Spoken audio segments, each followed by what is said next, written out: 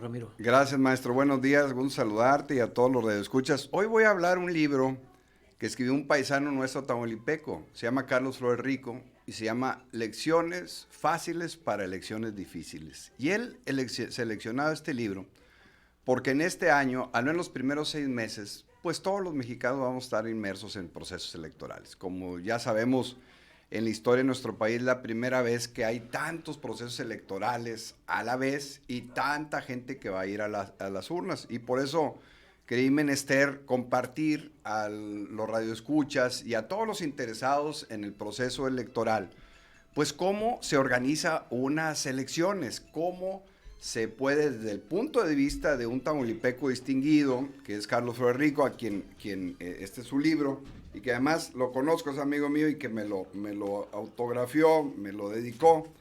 ¿Sabes Y algo del es una... currículum de él? Sí, sí, Flores Rico ha sido funcionario federal, ha sido diputado, ahorita es asesor de la COPAL, que es la organización de los partidos políticos en América Latina. Él nació en Ciudad Victoria, pero la mayor parte de su vida ha estado en México, fue dirigente nacional del movimiento territorial y es una gente autorizada que desde, aquí lo narra en su libro, por ahí del 1981, 82, 83, le pidieron, viviendo en la Ciudad de México, que hiciera un manual de campaña. Cuando uno va a una librería y pide, dame un libro sobre cómo organizar campañas, o un manual de campaña, te encuentras muy poquitos, casi no hay, casi no se ha escrito mucho de cómo organizar las campañas, aunque muchos hemos andado en campañas y hemos organizado campañas y hemos estado en campañas, realmente no se ha documentado en forma extensiva cómo organizar un proceso electoral. Y es tan importante porque fíjense, si analizamos un dato en cuanto a lo que impacta en cada uno de nosotros los procesos electorales, si a los 18 años empezamos a votar, tener derecho a votar y ser votado, y el promedio de vida que tenemos los mexicanos está entre 78 y 80 años, es decir, tenemos 60 años en promedio de vida electoral. Es decir, en nuestra vida, en nuestro tiempo de vida, nos toca al menos votar por 10 presidentes de la República, maestro. 10 presidentes de la República en nuestra vida tenemos la oportunidad de votar si llegamos al promedio de vida que tenemos en México. Y 20 presidentes municipales, 20 diputados locales, 20 diputados federales y 10 senadores. Aunque ahora hay reelección. Entonces, fíjense, esa es nuestra decisión electoral que tenemos si llegamos a los 80 años, ejerciendo nuestro derecho constitucional consagrado en la Carta Magna. Y ese es el análisis que arranca siendo el autor en el sentido de cuál es nuestra participación electoral.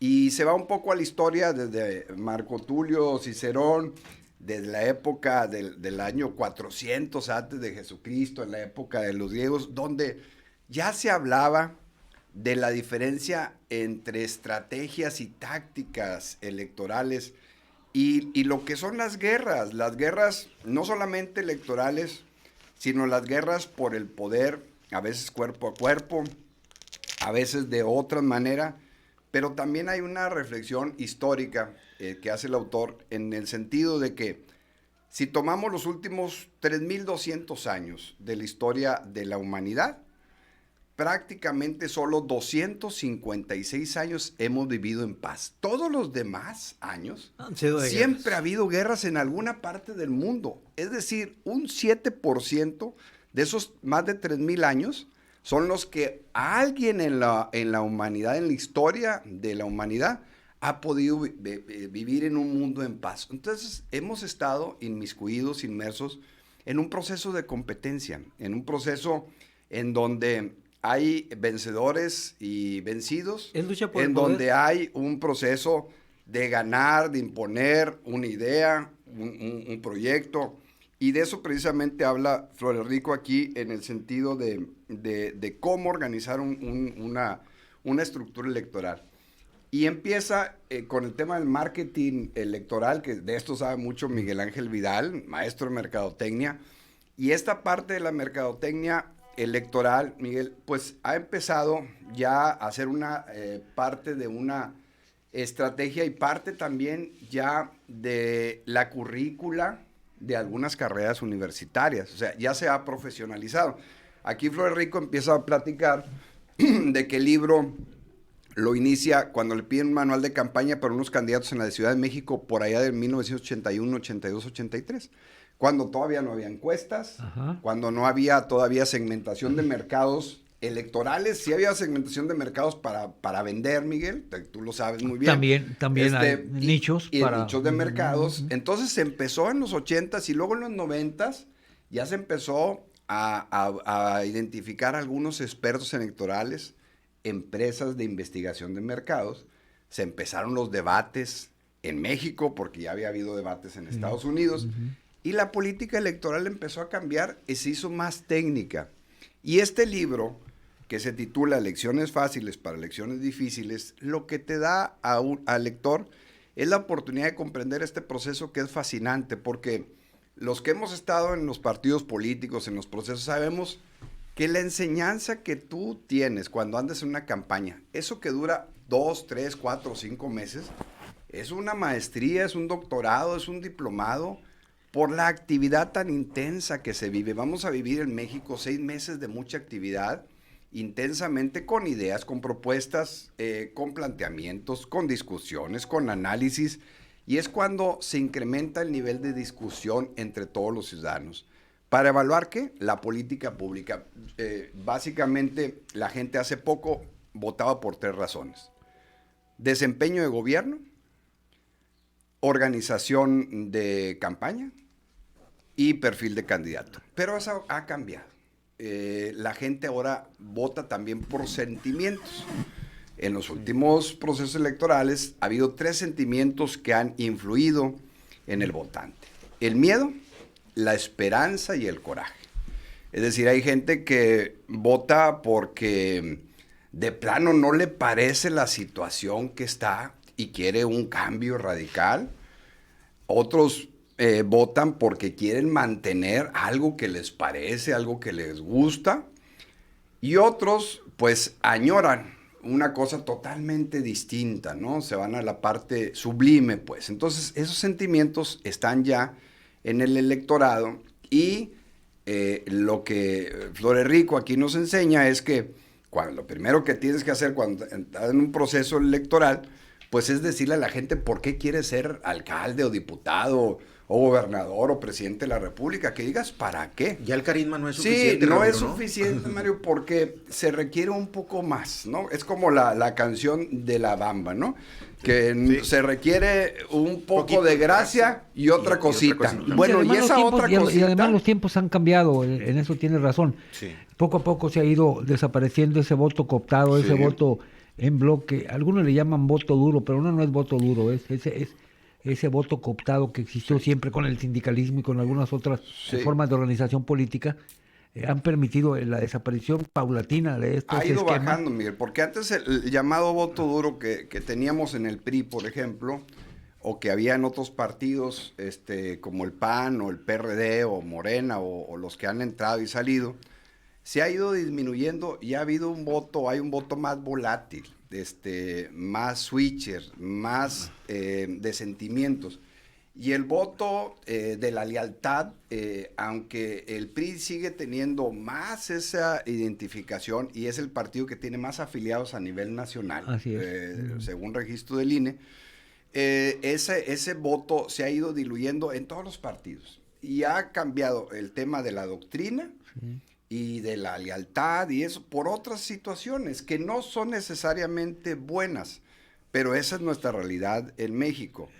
Y lo que debemos de aprender con este tipo de libros electorales es a que los electores debemos de valorar más la idea, la propuesta, el programa, el proyecto. No solamente decir que quieren ser o escuchar a alguien que quiere ser alcalde o lo que quiera hacer, sino para qué quiere ser y por qué. Y que lo cumple una vez llegado. Sí. Y bueno, y en el tema del cumplimiento, man, pues ya es el tema postelectoral, ¿no? Sí, sí. En donde hablamos ya de rendición de cuentas, de plebiscitos, de referéndum. Pero hay algo que a mí me queda muy en claro, fin. Ramiro. Sin embargo, En México están quedando atrás las ideologías, ¿eh? sí. Las personas están votando por lo que tú dices, ¿no? Por simpatía, porque ya están hartos, porque ya se cansaron de los engaños, etcétera. Y entonces ya los partidos... Y eso es lo que no está entendiendo la oposición ahorita. Que el mismo rechazo por los cuales se encuentran ahorita en la oposición, no lo han querido cambiar. Siguen argumentando 20,000 tonterías, la mayoría falsas, que les puede redundar en un, como dicen por acá, ¿no? Un tiro por la culata, es decir, se les va a revertir. Sí. Y eso es lo que no han querido entender. Sí, pero lo importante aquí es que cuando empieza una campaña, es empezar a hablar del proyecto, del programa, para regresar a la ideología, Miguel, porque aquí nos lo dice Flores Rico, una campaña tiene que tener una idea. Cuando tú registras a cualquier candidato, tú registras una plataforma electoral. No olvidemos que eso es lo primero eso que lo marca pasa. el INE. Sí, y si tú registras una plataforma de cualquier partido, tú tienes que saber esa plataforma y exponerla. Pero ahorita como está el brincadero de candidatos para todos lados, que es una forma de desvirtuar la política, ese hace que la gente se pierda pues en ese espectro ideológico que debe de haber, cuando deberían de quedar claro qué es una postura de tal política pública o una postura de otra política pública. Y por eso aquí Flores Rico señala la importancia del programa, del proyecto, y se va a la técnica de lo que es las encuestas electorales y da fórmulas. Es muy bueno el libro porque, por ejemplo, uno lee una encuesta y dice que hay un margen de error de más o menos 2.5 y un nivel de confianza del 95%. Y a veces lo lees en cualquier medio de comunicación y dices, ¿qué significa eso? Bueno, pues aquí lo explica el autor y es cuando tienes más o menos 2.5, quiere decir que si la intención del voto anda en 20%, puede variar 2.5 abajo o 2.5 arriba, o sea, puede ir a 22.5 o a 17.5. Ese es el margen de error que puede existir en una intención de voto. Y el nivel de confianza del 95 al 96% significa que aplicando el mismo número de encuestas que siempre van entre 1,000 y 1,200 para una población del tamaño de Nuevo Laredo, en el 95% de las veces saldrá el mismo resultado. Y entonces esa técnica es importante para los que están en el proceso electoral, que las entiendan. Porque hay mucha gente que ha pasado por los procesos electorales como candidatos o como coordinadores de campaña y no han entendido esto y pues les salen las cosas de chiripa o por alguna situación. Pero lo importante es que nos volvamos todos pues más conocedores pues del proceso electoral, que es muy importante porque los partidos políticos son entidades de interés público y entonces todos debemos de estar inmiscuidos, interesados. Yo a veces escucho una persona que dice, a mí no me gusta la política. Le digo, no hay forma de que tú puedas excluirte de la política, a menos que vivas en una aldea o en una montaña. Porque si tú vives en una ciudad pequeña, grande o mediana, estás inmerso en la política. invariablemente Sí, claro. vas a estar relacionado con la política. Puedes no estar relacionado con los partidos políticos, eso sí. Pero con la política Pero sí. con la política no hay manera, porque la política es la seguridad, es la limpieza, es el medio ambiente, es todo, es todo. Entonces, por eso este tipo de libros y el tema electoral debe de ser algo importante, porque aquí lo vemos en los estudios de mercado, donde vemos cómo solamente entre el 50 o 60% de la gente va a votar y un 40% se mantiene silenciosa por mucho tiempo. Hay gente que tiene su credencial de elector y la utiliza para ir al banco o para hacer algún trámite, pero Nunca ha votado. No ha votado. Es impresionante cómo hay ese grado de abstención que en México es bajo en comparación aquí en Laredo, Texas, o en Estados Unidos o en otros países, porque aquí el abstencionismo anda en el 40, 50, a veces el 60%, pero en otros lugares anda el 60, 70. Sí. Entonces, y no se puede entender, sobre todo por el número de veces que puedes votar por un presidente de la República, un alcalde, son 10 o 20 veces en tu vida, si vives 80 años, como les decía, y no lo aprovechas para a manifestar tu opinión a favor o en contra de eso, es conculcarte, es negarte tu derecho ciudadano que costó sangre y lucha de la gente que hizo que existiera una constitución, una revolución, para que tú te niegues a eso. Entonces, es muy nunca han importante analizado eso. por qué esa gente no vota?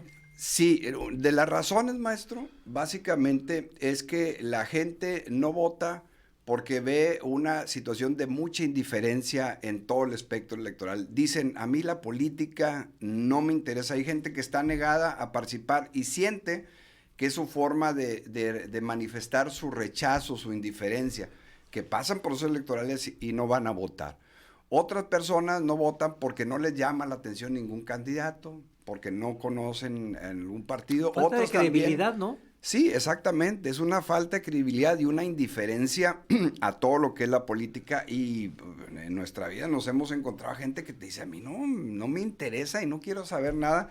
Y así siempre es lo transcurre en la mismo, vida, etcétera, sí, Y es así la respuesta. transcurre en la vida, Yo me he tocado muchas veces platicar ¿Para qué? con gente. Si todos y son así iguales. Sí. Exactamente, y eso es otra también, es una parte de ese rechazo que dicen, todos son iguales, Sí. ni uno sirve para nada y realmente no resuelve nada.